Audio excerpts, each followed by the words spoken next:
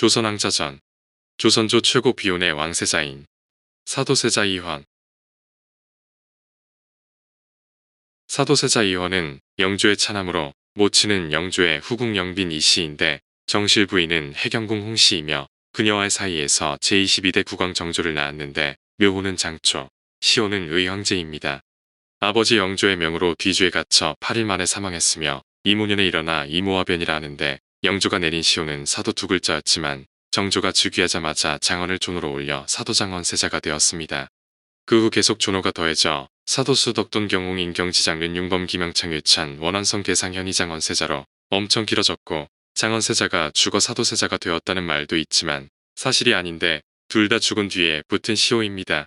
사도세자의 시호에 쓰인 한자의 뜻이 생각할사, 슬퍼할 도라 영조가 아들을 죽음을 생각하며 애도한다는 의미로 여기는 이견이 있지만 복권자이자 요절한 자에 대해 쓰는 일반 예법에 따른 것입니다.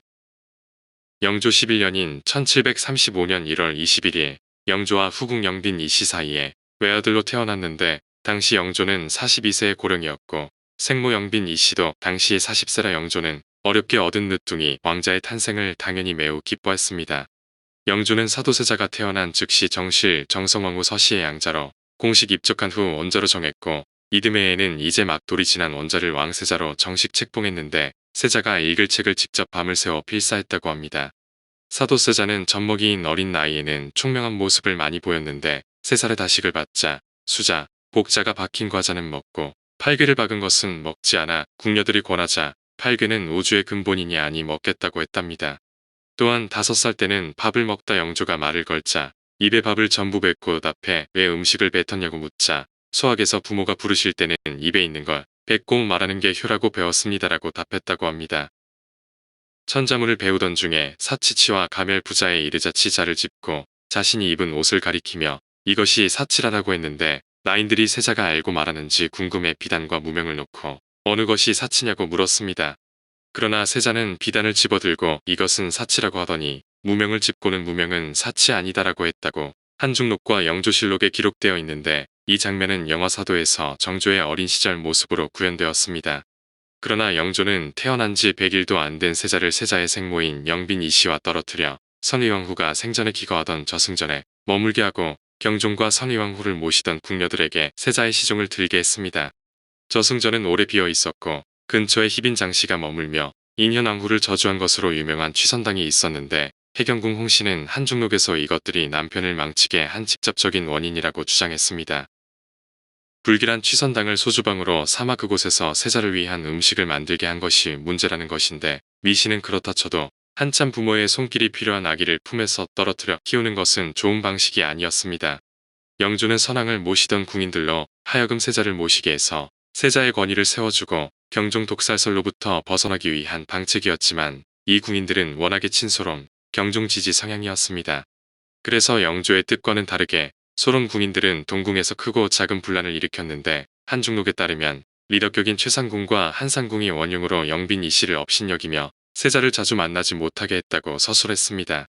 아버지 영조가 사도세자를 본격적으로 구박하기 시작한 시기는 대략 대리청정을 맡긴 15살부터로 3에서 4살 때부터 양의소동을 벌이며 사도세자를 학대했다는 주장이 있는데 사실이 아닙니다. 12살 때까지는 학구열이 높고 공부벌레로 유명한 세자에게 거는 기대가 많아 엄하게 교육을 시키고 질책도 많이 했지만 그만큼 칭찬도 많이 하고 세자를 매우 아꼈습니다. 그러나 세자가 14살 때부터 세자를 더 혹독하게 대하며 엄한 질책을 하는 일이 잦아지고 칭찬하는 횟수도 급격히 줄어들면서 사도세자는 아버지를 꺼리게 됩니다. 한중록에 따르면 영조가 사도세자와 함께 자기 위해 저승전에 자주 머물렀으나 경종을 모시던 취선당의 내인들이 영조와 영빈 이씨에게 무례하게 굴어 불쾌해 가지 않았다고 합니다. 궁녀가 보기 싫으면 궁녀들을 쫓아내면 되지 왜 사도세자를 경종의 내인들과 지내게 하고 미워했냐며 영조를 원망했는데 영조 입장에서는 선왕인 경종의 내인들이라 내쫓는 것이 부담스러웠을 것입니다. 사도세자가 영조를 얼마나 무서워했냐면 정성왕후의 병수발을 직접 들러온 세자가 피를 토한 그릇을 붙들고 통곡하던 중에 영조가 오자 울음을 그치고 겁에 질려 방구석에 웅크려 벌벌 떨었다고 합니다. 사도세자는 이미 일찍부터 심각한 우울증을 앓았는데 우울증 증상 중에 이해력과 기억력 감퇴도 있어 이런 엄격한 훈육까지 학문과 서연에 대한 흥미, 관심, 의욕을 크게 저하시켰습니다. 해경궁 홍씨에 따르면 둘의 성격이 너무 극명히 달라 충돌이 잦았다는데 많은 신하들 앞에 어린 사도세자를 세워놓고는 자기 마음에 들지 않으면 가차없이 화를 내고 흉보며 망신을 줬다고 합니다. 사도세자는 실록에도 10여 세 이후에는 점차 학문에 태만하게 되었다고 언급되는데 필사적이라 할 정도로 공부에 열중해 신하들도 압도했던 영조는 세자의 성격과 학문 성취의 미흡함이 당연히 못마땅했을 것입니다. 거기다 사도세자가 앓은 것이 거의 확실시되는 양극성장애가 유전력이 대단히 높은 질병임을 고려하면 이 즈음부터 유전으로 인해 양극성장애가 점차 발현되기 시작하면서 공부에 집중하기 어려웠을 가능성도 있습니다. 양극성장애는 실제로 어린 시기에 보통 발현되는데 정신질환으로 학습 능력이 저하되는 상황에서 아버지의 강압적인 태도로 스트레스까지 겹쳐 병이 갈수록 악화되는 악순환을 거듭했다고 볼 수 있습니다. 무엇보다 영조와 사도세자는 성격이 매우 달랐는데 영조는 꼼꼼히 살피고 재빠른 성품이지만 사도세자는 꼼꼼하지 못한 성격으로 신하의 말만 듣고 중요한 일을 바로 결정하는 경향이 있었습니다. 사도세자와 영조가 갈등을 빚은 것은 영조가 정통성 문제로 신하들에게 오래 시달렸기 때문이란 추측도 있는데 왕세제를 거쳐 즉위한 데다 어머니 숙빈 최씨도 신분이 미천했고 이복형을 암살했다는 소문까지 시달렸습니다. 또한 영조의 엄격함은 당시 정치체제를 고려할 필요도 있는데 숙종 시절 살인정치가 변질되어 당증이 곧 사륙전이 되자 영조는 탕평정치를 구축했는데 그것은 철인군주가 신하들을 견제하고 통합시키는 것이었습니다. 탕평정치는 뛰어난 능력의 군주가 없으면 성립하지 않는 정치체제라 영조는 사도세자에게 기대감이 높았고 엄격한 교육을 시행한 것이며 직계 왕족이 당쟁에 휘말린 신임사와도 많은 불안감을 주었을 것입니다. 한편 영조는 여러 정치적 목적으로 양입파동을 벌이곤 했는데 대부분 탕평책을 위해서로 노론과 소론의 당파 싸움이 지나치면 왕자리를 내려놓겠다고 시위해 신하들이 더 싸우지 못하게 하는 게 목적이었습니다. 이 때문에 사도세자는 석고대죄를 빈번하게 해야 했는데 대리청정도 싫으면 선의하겠다고 영조가 막 나가는 바람에 선의보단 한 단계 낮은 대리청정으로 이어졌으며 이것이 비극의 시발점이 되었습니다. 세자는 말만 대리청정이지 않았다. 안 된다. 대조께 물어보고 결정하겠다는 말만 할 수밖에 없었는데 영조처럼 신하들 앞에서 세자의 권위를 박살내는 것은 세자를 견제하는 것에는 아무런 효과도 없었습니다. 영조의 질책은 사소한 것부터 시작됐는데 세자가 사소한 것을 물어보면 스스로 결정하지 못한다고 화를 내고 안 물어보면 제멋대로 했다고 화를 내 세자는 아버지의 눈치를 보며 벌벌 떨 수밖에 없었습니다. 그 와중에 영조는 사도세자가 인원왕후의 궁녀 박빙애를 건든 일이 벌어지자 병이 있는 것을 알면서도 엄하게 꾸짖어 사도세자가 혼절하는 사건도 있었습니다. 선입파동과 관련해 이런 일도 있었는데 사도세자가 18살 되던 해 궐레에 홍역이 돌아 세자를 비롯한 왕족 몇 명이 홍역을 앓았는데 영조는 대리청정을 잘못했다며 홍역으로 병석에 누워있는 사도세자에게 질책했습니다. 그래서 사도세자는 홍역이 나은 지 불과 한 달 된 쇠약한 몸으로 펑펑 내리는 눈을 사흘이나 맞으며 얼음장 같은 박석에 머리를 박고 푹 엎드려 있어야 했다고 실록은 기록하고 있습니다. 설상가상으로 홍역으로 사도세자의 바로 위 동북 누나인 화여봉주가 열흘 전 20세에 요절했는데 화여봉주도 사도세자처럼 아버지에게 미움받는 처지라 두 사람은 서로 의지를 했습니다.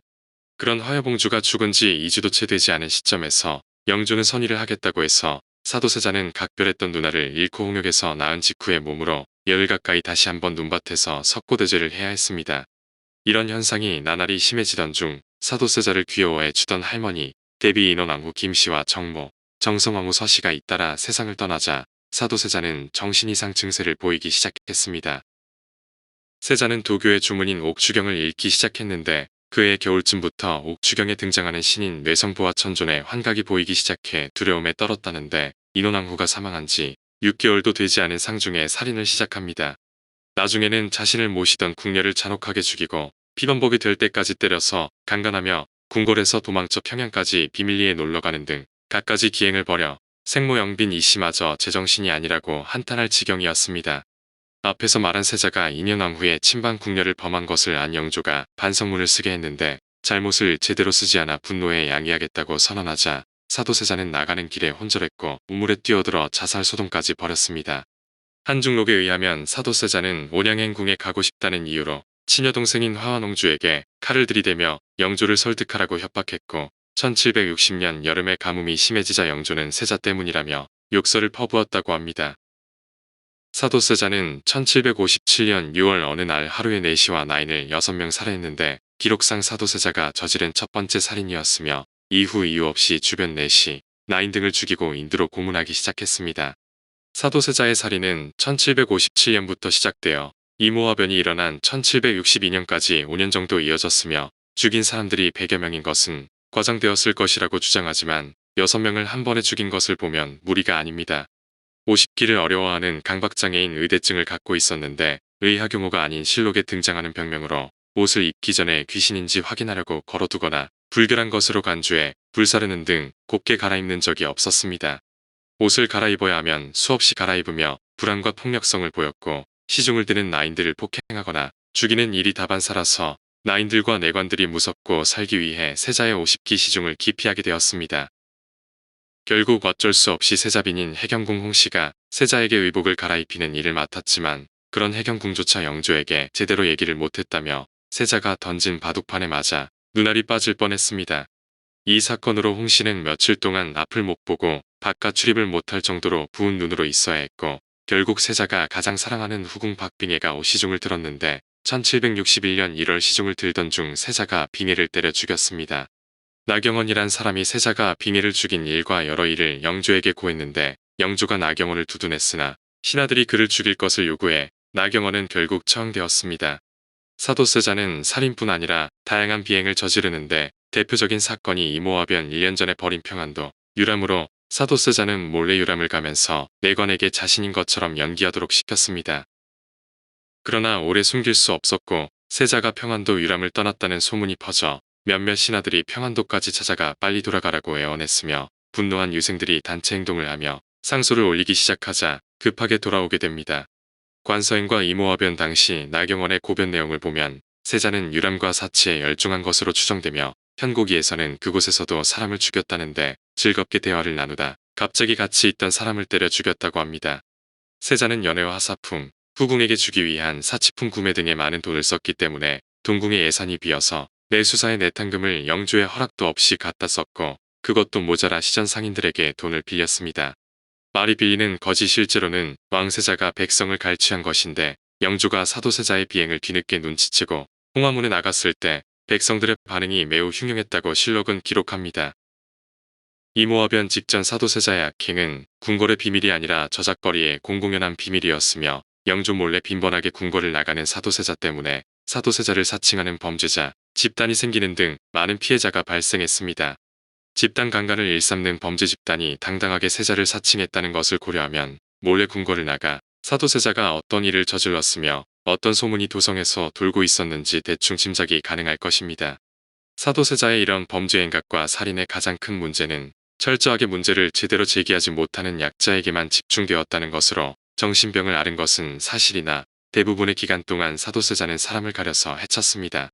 홍계유와 신만 등을 매우 싫어해 죽이겠다고 날뛰었지만 그들은 사도세자의 폭력에 노출되지는 않은 반면 현고기에는 홍계일을 칭찬했다는 이유만으로 시종을 때려 죽였다는 기록이 남아 있습니다. 조선왕조실록과 한중록의 실명이 기록된 사도세자의 피해자들을 보면 내관 김한채를 비롯해 궁녀 출신 사도세자의 후궁 경빈 박씨, 내수사 관리 서경달, 내관 유인식 등으로 대부분 하급관리나 궁인 출신 약자였습니다.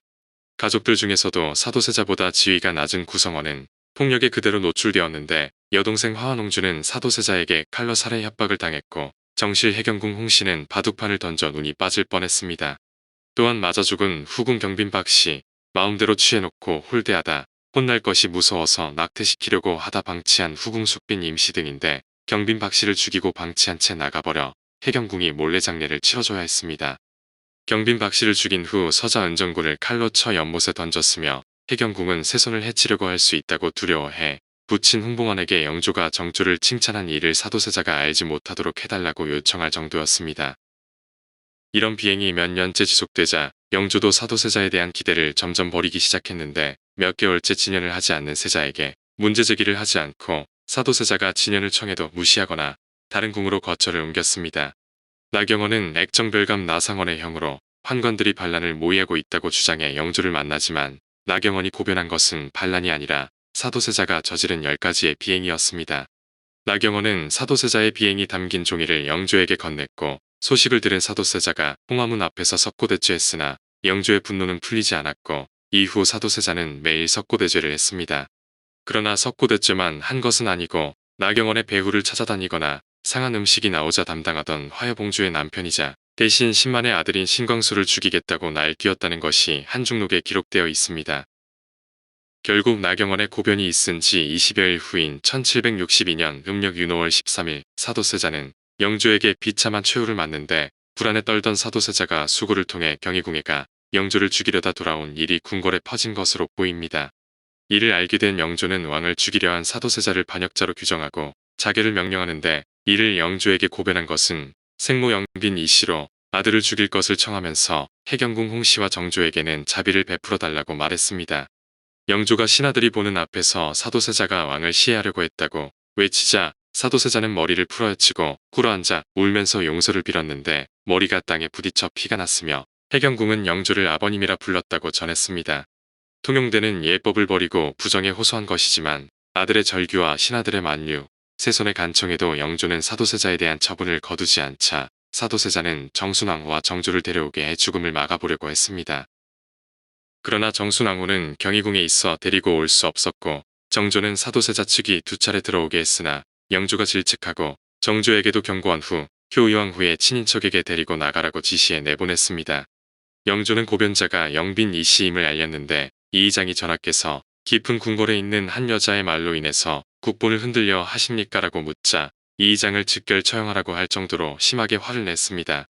대중에게는 영조가 사도세자를 뒤주에 들어가게 했다는 것만 유명한데 처음에는 자결하라고 지시해 죽기 싫어하던 사도세자도 천으로 스스로의 목을 졸라 자결을 시도하기도 했습니다. 그러나 어떤 이유이든 사도세자가 죽길 바라지 않았던 신하들이 사도세자를 계속 살려내 자살이 실패했을 뿐인데 영조는 자결이 신하들의 제지로 무산되자 신하들을 파직시키고 신하들을 끌어냈습니다. 세자를 패서인했으며 쌀 담는 뒤주를 가져와 들어가게 했는데 영조는 사도세자에게 내가 죽는 게 옳으냐? 내가 죽는 게 옳으냐고 물었고 하루 종일 실랑이를 하던 사도세자는 명을 따라 뒤주에 들어가게 됩니다. 이 실랑이는 거의 하루 종일 이루어져 상황이 종료된 것은 한밤중이었다는데 사도세자가 뒤주에 갇힌 직후에는 신하들이 사도세자에게 한약이나 마실 것을 주었으나 영조가 확인한 후 틈새를 모두 막아버렸습니다. 결국 뒤주 속에 가둬진 세자는 8일 만에 갈증과 굶주림 속에 생을 마감했는데 해경궁과 정조도 반역죄인의 처자식이라 궁궐에 머물 수 없어 해경궁과 정조, 효의왕후는 홍봉안의 사가에 머물며 처분을 기다렸습니다. 그러나 사도세자가 죽은 후 영조가 사도세자를 복위시키면서 해경궁과 정조도 신분을 회복하며 사도세자를 뒤주에 가둔 후 영조는 사도세자와 함께 비행을 저지른 자들도 처형했습니다. 궁에 들어와서는 안 되는 신분임에도 사도세자가 향락을 위해 몰래 들인 무당들과 기생, 여승들을 처형했으며 사도세자가 자신의 궁에 숨겨놓은 유의를 위한 잡기와 무기도 태워버렸습니다. 또한 사도세자에게 살해당했음에도 죽음이 은폐된 내관들을 찾아내 애도함과 동시에 장례비를 주었는데 처음엔 묘가 양주 배봉에 있었지만 현재의 경기도 양주가 아니라 서울시 동대문구 전농동의 배봉산 자랑리입니다. 세자의 예에 따르지도 않고 잡초가 무성이 많았던 초라한 무덤이었으며 돌보는 사람도 거의 없는 무덤이었지만 물이 차서 사도세자의 시신이 썩지 않는 흉지라는 음모론은 사실이 아닙니다. 그런데 1786년 이후 정조 및 신하들이 갑자기 이곳을 흉지라고 의견을 바꾸며 이장을 결정하는데 이런 결정에는 문효세자가 사망하는 비극 등 개인사를 풍수지리를 통해 극복하려는 시도로 보입니다. 또한 영원히 길지이지만 단점이 있어 왕세자면 모를까 왕이 쓸 수준은 아니었다는 점과 왕권 강화를 위한 정치적 요소 등 다양한 이유가 꼽히는데 정조의 왕권 강화와 더 좋은 자리에 이장하고 싶다고 정조가 벌인 일입니다. 상소를 올린 사람이 화평옹주의 남편인 박명원인데 정조와 사전협의하에 이러한 건의를 했을 것으로 보이며 1968년 배봉산 예 사도세자 무덤 자리에서 처음 매장할 때 묻은 청화백자 묘지석이 발굴되었습니다. 정조가 아버지의 무덤을 수원 화산으로 옮길 때 같이 가져가지 않고 그 자리에 둔 것으로 보이는데 묘지석은 1991년에 국립중앙박물관에 의해 공개되었고 묘지문의 제목은 어제지문 유명 조선국 사도세자 묘지입니다. 영조 자신이 지은 것으로 세자가 처음 태어났을 때 세자가 읽을 책을 국왕 자신이 몸소 필사했다는 점과 함께 놓고 보면 씁쓸해지기도 하는 대목입니다. 영화 사도에서는 어린 세손이 세손빈과 함께 뒤주에 갇힌 사도세자를 찾아와 물을 건네려 하는데 영조가 저지하려고 하자 자식이 아비한테 물 한 잔도 드릴 수 없사옵니까라며 절규하는 부분이 있습니다. 또한 사도세자가 죽고 장례가 치러지자 정조가 상복을 입고 상주를 지내며 발인에 참석하려 하지만 흠이 될 것을 우려 하원홍주와 해경궁 홍씨가 상복을 벗기고 영조에게로 보내려 하자 우열하는 장면도 나옵니다. 반면 이모화변 이후 영빈 이씨의 장례를 치를 때에는 영조가 빈이 죽었는데 장례를 담당하는 예조에서 세손과 혜빈이 상에 임해야 하는지 가타부타 말이 없는 게 말이 되느냐며 예조 판서의 이 지역을 파직시켰습니다.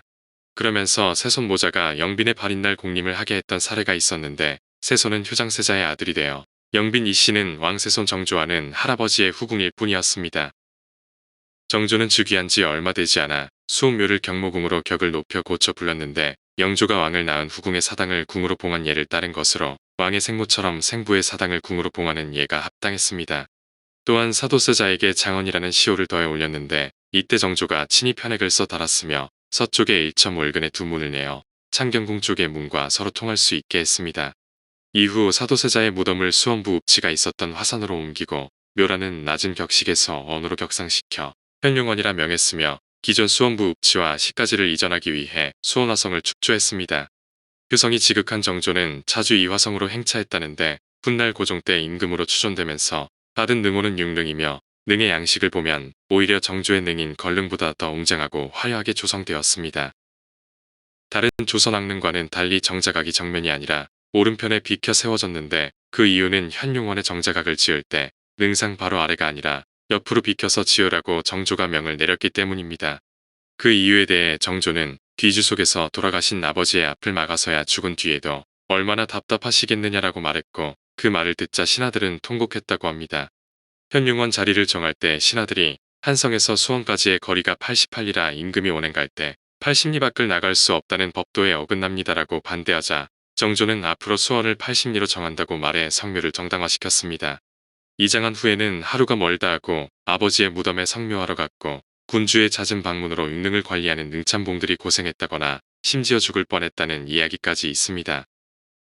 정조가 갈 때는 독촉했지만 올 때는 수시로 쉬면서 현룡원이 있는 곳을 돌아보느라 시간이 걸려 정조가 돌아오는 길에 쉬었던 고개를 지지대 고개라고 불렀다는데 지지대의 지지는 지지부진할 때 그 지지입니다. 한편 사도세자 묘로 가는 길목에 사도세자를 죽이는 일에 가담했던 김상노의 형 김약노의 무덤이 있어 정조가 행차할 때마다 보았는데 무덤을 지날 때면 부채로 얼굴을 가려 항상 그쪽을 보지 않았다고 합니다. 나중에는 다른 길을 만들어 갔다고 하는데 이때 시흥군을 거치는 길이 만들어졌으며 정조대왕 능행차는 이쪽 루트를 따르며 안양시에 있는 만안교가 이 길의 영향으로 만들어졌습니다. 야사 중에는 무덤 근처에는 많은 나무가 있었는데 어느 날 송충이가 크게 번져 사도세자 묘의 소나무가 모두 말라 죽는 일이 일어나 그 꼴을 본 정조가 인부들이 잡아온 송충이를 집어들었답니다. 그러면서 내 아비가 억울하게 죽어 이곳에 누워 계신데 그 나무를 갉아먹는단 말이냐고 호통을 치고 송충이를 씹어 삼키자 이후 무덤 근처에 송충이가 싹 사라졌다는 전설적인 일화가 있습니다. 이후 백성들이 흉년으로 사도세자 묘 근처에 소나무 껍질까지 벗겨먹는 상황이 벌어지자 정조는 처벌 대신 콩주머니를 나무마다 매달게 해서 나무 껍질 대신 먹도록 한 일도 있었습니다. 흥미롭게도 사도세자는 효종일의 아들이 귀한 조선왕실에서 무려 아들을 5명이나 보았지만 일찍 죽은 의소세손을 제외하더라도 각종 역모사건 등에 얽혀 실질적으로 후손을 남긴 자식은 정조와 은원군뿐입니다. 그나마도 정조 계열은 아슬아슬하게 이어지다 헌종대에서 끊기고 은원군 계열도 상계군은 전개대원군 외엔 아들 없이 죽었고 전개대원군의 아들들도 모두 아들 없이 죽어 경은군을 빼고는 직계 자손이 완전히 끊겨버렸습니다. 실록에 따르면 사도세자는 무예를 익혀 야외로 나가 사냥을 할 만큼 건강했다고 하는데 효종이 갖고 있던 청룡원 월도를 15세에 들어 놀랍다는 기록이 아들인 정조 시절에 남아 있습니다. 사도세자는 짧은 삶을 살면서도 정실 부인인 해경궁 홍씨와 이남 이녀를 두었으며 아버지의 핍박과 정신병적 행각 속에서도 여러 궁녀들을 취해 무사히 성장해 봉적된 기록이 남은 서출들만 3남 1녀를 두었습니다. 일각에서는 역설적으로 이 아들들의 탄생이 사도세자의 죽음을 앞당겼다고 보기도 하는데 영조 입장에서는 사도세자를 대체할 또 다른 적법한 후사들이 생겼기 때문입니다. 삼종의 혈맥이란 것으로 조선 중후기에 들면 선대의 3대 왕인 삼종의 혈맥을 모두 이은 후손이 정말 드물어 영조도 생모의 출신이 한미함에도 불구하고 효종현 종숙종이란 3종의 혈맥을 이어받았다며 즉위할 수 있었습니다. 비만이었다는 기록이 있는데 영조는 사도세자를 비대하다며 잘못해서 넘어지기라도 하면 몸이 무거워 다치기 쉬우니 걱정이라고 할 정도였지만 세자를 미워하면서부터는 대신들 앞에서 이 아이의 배 좀 보라고 했답니다. 다만 외모는 미인이었던 어머니 영빈 이씨를 닮아 미남이었다고도 하는데 14세의 나이로 처음 대리청정을 하던 날 대신들이 위험 있는 모습에 기가 죽어 감히 말을 꺼내지 못했을 정도라는 기록도 있습니다.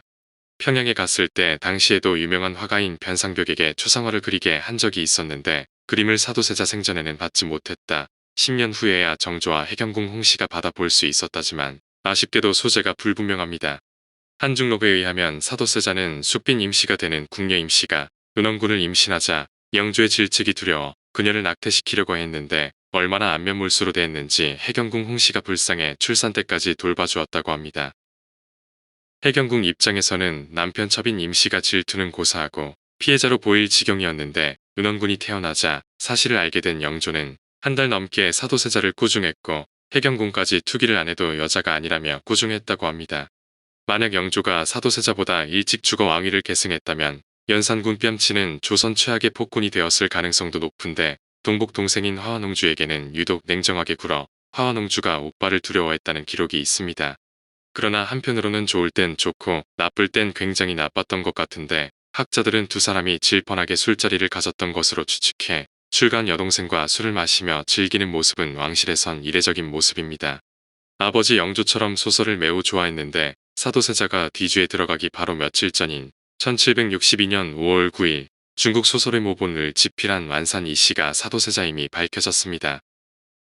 당시는 나경원의 고변으로 사도세자의 비행이 고발되어 영조에게 석고대죄를 하며 잘못을 빌고 있는 상황인데 중국 소설의 모본은 명청대 유명 소설의 사파를 제재로 한 수백 장의 그림으로 이루어진 화첩입니다. 김덕성을 비롯한 궁중 화공들까지 동원해 그려졌고 사파들의 퀄리티가 매우 뛰어나다는 평을 듣는데 서문을 직접 쓴 것은 물론이고 화첩마다 직접 부제까지 달아두었고 당대 기준으로 만화책에 가까운 구조였습니다. 사도세자가 보았던 소설들 중에서도 특히나 마음에 들었던 것들을 모아둔 것으로 보이는데 열국지, 삼국지연애, 서유기, 수호지 같은 유명한 소설들은 물론 금병매, 육부단 같은 19금 소설이 있습니다. 또한 농정폐사 같은 역할인물이나 변희체 같은 남성 동성애물, 심지어 성경직해나 칠극 같은 가톨릭 관련 서적들도 있어 역사소설을 읽었던 영조와 달리 장르를 가리지 않고 다양하게 읽었던 듯합니다. 오늘 조선왕자전은 조선조 최고 비운의 왕세자인 사도세자 이원이었습니다.